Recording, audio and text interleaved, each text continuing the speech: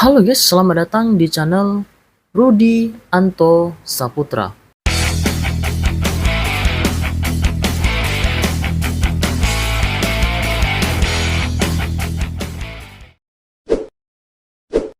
Channel ini secara khusus membahas tentang seputar YouTube. Bagi teman-teman yang channelnya semakin berkembang dan sudah monetis dari mempraktekkan video-video di channel ini, saya ucapkan selamat. Dan bagi teman-teman yang masih baru, semoga bisa segera menyusul. Teman-teman yang mampir ke YouTube saya, jangan lupa subscribe dan nyalakan loncengnya agar tidak ketinggalan ide-ide terbaru, tips dan update dari saya ya. Dan jangan lupa juga follow Instagram saya Rudianto_Saputra. Kalau sudah, kita lanjut ke video. Let's go. Di video kali ini saya akan membahas tentang skill-skill wajib yang harus dimiliki oleh YouTuber pemula. Mungkin dari beberapa teman-teman ada yang bertanya, kok tetangga saya dia nggak punya skill apa-apa, dia nggak sekolah, tapi dia bisa jadi YouTuber gitu. Begini teman-teman, jadi memang banyak konten kreator itu yang tidak memperdulikan skill gitu ya, asal rekam saja posting gitu aja ya. Memang benar di beberapa kasus itu seperti itu teman-teman. Ini bukan maksud merendahkan ya teman-teman. YouTuber-YouTuber yang mohon maaf tidak melibatkan skill itu bisa meledak videonya, bisa melejit videonya teman-teman. Nah, akan tetapi jika teman-teman YouTuber tersebut memiliki skill atau meningkatkan skillnya, pasti akan mendapatkan hasil yang lebih baik lagi. Misalkan penonton sebelumnya itu dengan tanpa skill bisa menghasilkan 1 juta view. Misalkan apabila skillnya ditingkatkan, itu bisa saja mendapatkan 1.200.000 gitu ya. Jadi mau diperbandingkan dengan bagaimanapun, memiliki skill tetap lebih baik daripada yang tidak memiliki skill teman-teman. Jadi kesimpulannya, apabila teman-teman bertanya apakah bisa kita menjadi seorang YouTuber atau konten kreator tanpa skill, jawabannya bisa. Akan tetapi hasilnya tetap kurang maksimal tanpa disertai dengan skill yang memadai gitu ya teman-teman. Nah, dengan mengetahui skill-skill yang wajib itu, nanti teman-teman bisa segera belajar. Apabila memang masih belum menguasai skill-skill yang akan saya bahas ini, tidak harus memiliki skill yang pro teman-teman, minimal ngerti dasar-dasarnya saja. Itu sudah sangat cukup untuk membuat sebuah karya atau untuk memproduksi sebuah video yang bagus. Oke, langsung saja kita mulai dari skill yang pertama teman-teman, yaitu skill merekam video. Tanpa memiliki skill merekam video yang bagus, sangat kecil kemungkinan kita bisa memproduksi video yang berkualitas. Di sini teman-teman tidak harus menjadi ahli di bidang videografi atau tidak harus menjadi ahli di bidang sinematografi. Setidaknya teman-teman memilih skill atau teknik dasar dalam merekam video, tentang angle, tentang pencahayaan, tentang pengaturan suara, dan lain sebagainya teman-teman. Cara merekam video yang stabil, tidak pecah, tidak bergoyang, tidak buram, tidak blur gitu ya teman-teman. Nah, itu semua termasuk ke dalam skill merekam video teman-teman. Dan untuk skill yang ini di era yang sekarang, khususnya anak-anak milenial, itu hampir semuanya sudah bisa ya. Sudah ngerti lah minimal bagaimana cara merekam video yang stabil, tidak patah, tidak bergoyang. Itu menurut saya sudah hampir semuanya menguasai untuk skill yang merekam video ini. Tapi tidak ada salahnya juga jika teman-teman mau improve lagi, mau belajar lagi, mau mendalami lagi tentang videografi ya. Terkadang kita terbesit ide untuk membuat konten-konten yang berbeda, di mana untuk mewujudkan atau merealisasikan ide tersebut, kita membutuhkan skill perekam video. Contohnya, misalnya saat ini konten saya ini tentang tutorial. Misalnya kemudian suatu hari saya ingin membuat konten atau membuat channel baru tentang vlog jalan-jalan. Misalnya, nah jadi saya tidak perlu belajar dari awal lagi karena saya sudah mengerti teknik dasar-dasar merekam video seperti itu ya. Percayalah teman-teman. Nanti ketika teman-teman itu sukses di suatu tema atau topik, teman-teman pasti ingin mencoba hal yang lain lagi, ingin mengupgrade lagi gitu ya. Kemudian skill yang kedua, yaitu kemampuan editing video. Nah, yang skill ini apapun jenis kontennya itu wajib memiliki skill editing video. Sekali lagi, ini tidak harus ahli dalam pembuatan film animasi misalnya, atau editing motion graphic misalnya, nggak perlu teman-teman. Yang cukup ngerti dasar-dasarnya saja, bagaimana memotong video, bagaimana mengcrop video, bagaimana mengatur color grading dan lain sebagainya. Setidaknya dasar-dasar saja, dan semua materinya itu belajar editing ini ada di YouTube teman-teman. Gratis, tinggal simak praktekkan saja gitu ya teman-teman. Dan untuk editing konten itu umumnya dilakukan menggunakan komputer atau laptop. Akan tetapi saat ini sudah banyak juga aplikasi yang bisa digunakan untuk editing video, dan hasilnya pun tidak kalah profesional seperti KineMaster, Canva yang versi aplikasi banyaklah yang intinya yang jelas-jelas teman-teman harus memiliki minimal skill dasar editing video ya. Jika masih belum paham tentang editing, bisa tonton tutorial di YouTube. Ketik saja tutorial editing video untuk konten YouTube. Jika teman-teman sudah paham, ingin meningkatkan skill lebih tinggi lagi, juga bisa tetap kembali ke YouTube tonton tutorial. Jika perlu ikut kelasnya, jika sudah ada dananya, karena dengan mengikuti kelas kita bisa belajar dengan lebih terstruktur dan terarah, dan kita bisa konsultasi juga dengan ahlinya apabila ada yang tidak dimengerti gitu ya. Selanjutnya skill yang ketiga yaitu menulis naskah atau skrip. Ini juga termasuk skill yang wajib teman-teman. Jadi bagi teman-teman yang saat ini terbiasa membuat konten tanpa dibuat naskahnya terlebih dahulu, sebaiknya mulai dibiasakan untuk membuat naskah terlebih dahulu. Agar apa? Agar konten di dalam videonya itu tertata teman-teman, alurnya itu tertata rapi gitu ya. Jadi penonton itu lebih menikmati, lebih nyaman dan betah berlama-lama menonton videonya teman-teman. Contohnya untuk konten yang saya ini teman-teman. Ini pun saya buatkan naskahnya teman-teman. Ya meskipun nggak full detail, saya cukup buatkan kerangkanya saja.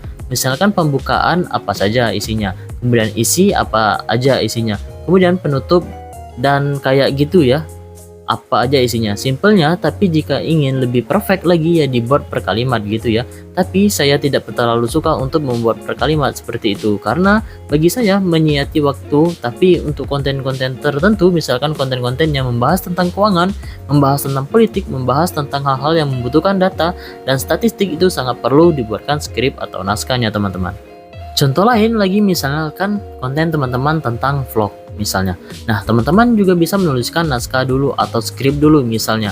Untuk pembukaan apa saja yang harus disampaikan ke penonton. Kemudian tentang aktivitasnya itu poin-poin apa saja yang bisa disampaikan ke penonton. Hal-hal menarik apa saja yang bisa disampaikan, misalnya tentang vlog liburan. Ya teman-teman bisa menuliskan di situ tempat-tempat wisata mana saja, kemudian review tiketnya berapa saja, kemudian transportasinya untuk sampai ke sana itu berapa dan apa saja. Nah, itu semuanya dituliskan ya teman-teman. Supaya apa? Supaya saat ini tempat kejadian teman-teman tidak lupa, karena sangat disayangkan ya, udah jauh-jauh ke sana, udah keluar biaya, sampai di sana lupa untuk menyampaikan, padahal itu hal yang sangat menarik dan ditunggu oleh penonton teman-teman. Itu fungsinya dari membuat naskah atau skrip. Contoh lain lagi misalkan konten teman-teman tentang alur cerita atau alur film. Nah, ini sangat wajib sekali untuk dibuatkan skripnya, karena tanpa membuat naskah untuk konten-konten jenis alur cerita itu sangat kecil kemungkinan bisa maksimalnya hasil gitu ya. Kemudian skill yang keempat yaitu skill presentasi. Skill bernarasi, berbicara patah-patah, berbicara nggak jelas, poin-poin yang disampaikan juga nggak jelas, ngelantur sana-sini, itu akan membuat penonton pergi dari channel kita teman-teman. Percayalah, yang menonton tetap ada, akan tetapi tidak betah, tidak lama gitu ya. Jadi mulai sekarang, jika teman-teman itu memang serius ingin menjadi YouTuber atau konten kreator, apapun jenisnya konten-konten, teman-teman harus belajar bernarasi yang baik. Entah itu konten tentang vlog, entah tentang tutorial, apalagi tentang review produk ya teman-teman.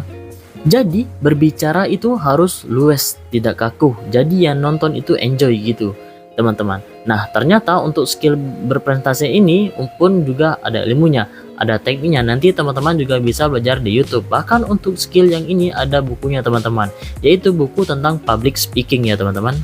Jadi untuk bahasa akademisnya itu public speaking teman-teman.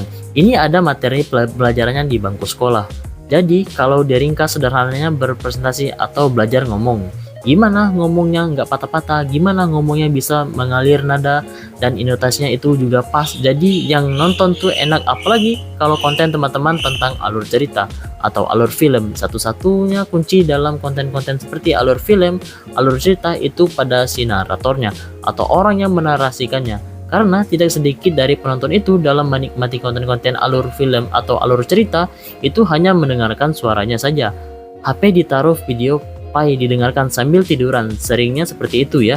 Jadi ini skill yang sangat penting sekali untuk dikuasai teman-teman, untuk dipelajari mulai dari sekarang juga, jika teman-teman ingin menjadi seorang konten kreator yang serius. Kemudian skill yang terakhir yaitu skill mengkonsep. Membuat konsep mungkin dari teman-teman ada yang menyangkal lagi. Atau ada yang bertanya-tanya, loh mas, tetangga saya kemarin merekam video diposting di YouTube, diposting di TikTok, itu bisa viral kok videonya.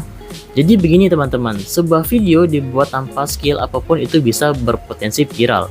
Saya tidak mengatakan bahwa tanpa skill tidak bisa viral, tanpa skill view tidak ada, tanpa skill video sepi. Saya nggak mengatakan demikian, akan tetapi saya berbicara tentang probabilitas. Sebuah video yang dikonsep dilengkapi dengan skill jika dibandingkan dengan sebuah video yang lain tanpa dikonsep, tanpa dilengkapi skill, kira-kira kalau dirata itu lebih banyak mana yang berhasil. Itu aja yang simpelnya, seperti itu. Jadi mengonsep itu tetap penting apapun jenis kontennya ya teman-teman. Misalnya teman-teman kontennya tentang memancing, itu pun perlu dikonsep, entah ditambahin settingan, entah ditambahin drama-drama yang jelas bisa membangkitkan emosi penonton untuk tetap stay, untuk tetap menonton video milik teman-teman. Gitu. Ini saya beri contoh video yang dikonsep sampai enggak dikonsep ya teman-teman.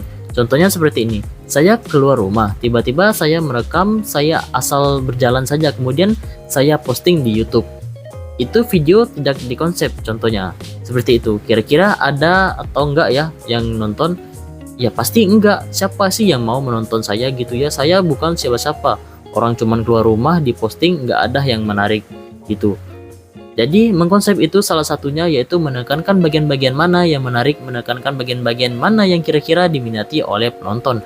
Dengan kasus yang sama ya, misalnya saya keluar rumah, saya ingin membuat konten, tapi saya mengonsep, maka kemungkinan akan jadi seperti ini konsepnya. Saya keluar rumah, kemudian saya pakai motor, saya pakai kamera di atas helm, saya action cam gitu ya. Nah kemudian saya berjalan mungkin di kota atau mungkin di tengah hutan yang mana tempatnya itu menarik, jalannya itu estetik, itu misalnya saya rekam menggunakan kamera yang ada di helm. Saya kemudian di videonya saya posting. Nah itu kemungkinan viralnya itu ada gitu. Ya, jadi sekali lagi konsep itu sangat penting. Setidaknya jika dikomparasi antara video yang dikonsep dengan video yang tidak dikonsep, tingkat keberhasilannya itu lebih tinggi yang dikonsep teman-teman. Sudah percayalah, itu sudah menjadi rumus dan sudah dilakukan oleh konten kreator yang sudah sukses di luar sana. Nah, buat teman-teman yang mungkin memiliki ide tentang sebuah skill yang belum saya cantumkan di sini, teman-teman bisa menambahkan di kolom komentar ya. Siapa tahu saya juga bisa belajar, karena di sini sifatnya saya berbagi dan kita berdiskusi. Apa yang saya tidak tahu, saya belajar dari teman-teman, dan yang teman-teman belum tahu, saya akan berbagi berdasarkan pengalaman yang sudah saya lakukan gitu ya. Dan pesan saya kepada teman-teman semua, dengan mengetahui informasi skill wajib yang harus dikuasai seorang YouTuber atau konten kreator, ini teman-teman sudah bisa mulai bersiap-siap untuk belajar. Jika masih belum memiliki skill-skill dasarnya, apakah cukup 5 skill ini aja untuk konten-konten standar, untuk konten-konten yang tidak terlalu memerlukan editing yang terlalu wow? Itu cukup teman-teman. Kalau konten teman-teman misalkan melibatkan grafis animasi, nah itu perlu belajar tingkat lanjut lagi dan untuk membutuhkan waktu yang cukup lama juga. Tapi dengan memiliki atau dengan menguasai skill-skill dasar dari kelima skill yang sudah saya sebutkan ini, saya rasa sudah cukup untuk menjadi bekal teman-teman untuk menjadi seorang konten kreator atau YouTuber yang bisa menghasilkan uang dari YouTube gitu ya. Oke teman-teman, saya kira cukup sekian dulu ya untuk sharing kali ini. Bagi yang belum subscribe channel ini, saya silakan di subscribe dan nyalakan loncengnya agar tidak ketinggalan ide-ide baru, tips dan informasi penting selanjutnya. Terima kasih, semoga videonya bermanfaat dan sampai jumpa di video selanjutnya.